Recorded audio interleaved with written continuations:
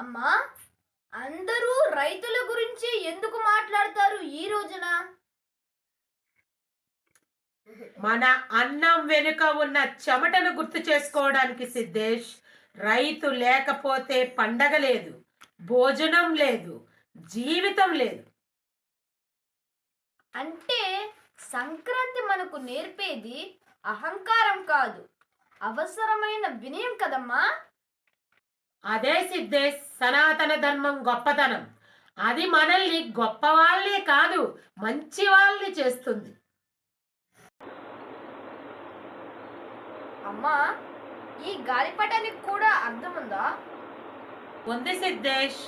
మన ఆశలు ఆకాశం వైపు ఎగరాలని, కానీ పగ్గం మన చేతిలో ఉండాలని. ఇదే జీవన సమతుల్యత. అమ్మా, ఇంత గొప్ప సంస్కృతిలో పుట్టినందుకు గర్వంగా ఉంది. గర్వం కాదు సిద్ధేష్, బాధ్యత. ఈ సాంప్రదాయాన్ని మీ పిల్లలకు కూడా చెప్పాలి. అలాగే అమ్మా. అమ్మా, ఈ సంక్రాంతికి నేను ఒక మాట ఇస్తాను.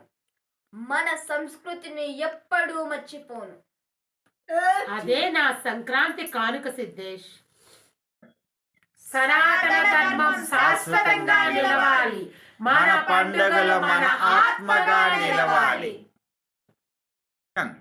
జై జై సనాతన ధర్మం. మా వీడియో నచ్చితే లైక్ చేయండి, షేర్ చేయండి. మీ అమూల్యమైన అభిప్రాయాన్ని మాకు కామెంట్ ద్వారా తెలియపరచండి. సబ్స్క్రైబ్ చేయండి. Thank you for watching.